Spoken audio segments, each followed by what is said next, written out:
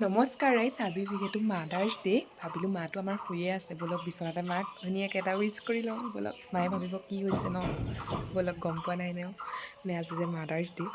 চ' ব'লক happy mother's day. হা, happy mother's day. বাৰু প্ৰত্যেকগৰাকী মালৈ মাতৃ দিৱসৰ বহুত বহুত শুভেচ্ছা থাকিল দেই ৰাইজ। পিছে মই মুলতানী মাটি এটা অনলাইনত অৰ্ডাৰ দি আনি থৈ দিছিলোঁ। ভাবিলোঁ আজি যিহেতু ছানডে অকণমান স্কিন কেয়াৰ কৰোঁ, আৰু সদায় এইটো সানিব নালাগেও। আজি ছানডে কাৰণে ভাবিলোঁ সপ্তাহত খুব বেছি এদিনেই সানিব লাগে, আৰু মই আজিয়ে সানিলোঁ। ইমান বেছি ভাল লাগে জানেনে মুখখন। ইফালে আমাৰ আজি আলহী আহিব, যিহেতু বহাগ মাহ চলিয়া আছে, বহাগ যোৱা নাই নহয়, বিহু চলিয়া আছে আৰু ইমানেই বেছি ৰ'দ ৰাইজ বাহিৰত, আৰু এইফালে মায়ে কিবা কিবি কৰি আছে। আৰু এইফালে এইটো বস্তু আপোনালোকে কোনে কোনে খাইছে ক'ব। আৰু এইফালে পকৰী, আৰু এইফালে মায়ে কি বনাইছে, কচু শাক আৰু মাছৰ তৰকাৰী বেলেগকৈ, আৰু তেনেকেই মাছৰে আইটেম হ'ব, আৰু কিবা কিবি মাছ আনিছেহে, সেই কৰাই নাই।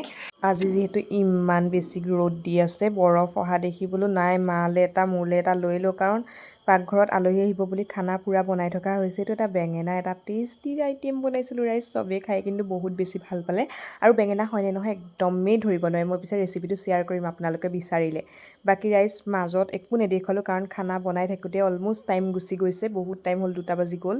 আৰু এইখিনি বনাই হৈ গ'ল, আৰু সেয়াই যিমান পাৰোঁ বনাবলৈ চেষ্টা কৰিলোঁ। আৰু কৈছে, দাদাহঁতক সুধিছোঁ কেনেকুৱা হৈছে, সি কৈছে আমাৰ ঘৰৰ বোলে চব কাৰিকৰ হৈ গ'ল, আৰু খাবলৈ বোলে ধুনীয়া হৈছে, আৰু সিও বোলে ঘৰত ট্ৰাই কৰিব, স্পেচিয়েলি বেঙেনাটো। আৰু তাৰ নতুন মোবাইল, মই কেলৈ ফটো নমৰাকৈ থাকিম। সি ক'লে যোৱা একদম তুমি সাজি কাচি আহাগৈ, আৰু এনেকুৱা ককায়েক এটা পালে কি লাগে ৰাইজ।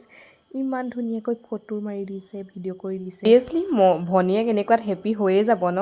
পিছে বৰবহত যাবলৈ ওলালে, বিহু বুলি তাহাঁতি আহিবলৈ মিলা নাছিলে, মিলিলে। আৰু বহাগ মাহতে নাহিলেও মনটো বেয়া লাগে, আৰু আহি থাকে যিহেতু ঘৰখনলৈ বুলি, আৰু আহিলত ভালো লাগিলে বিহু বুলি। আৰু ই কণকণটা যে ইমান দিনৰ মূৰত আহিছে নহয়, তাক আমি একদম চবেই একেবাৰে কৈ আছোঁ বোলো তুমি একেবাৰে আমাক পাহৰিলা বুলিয়ে।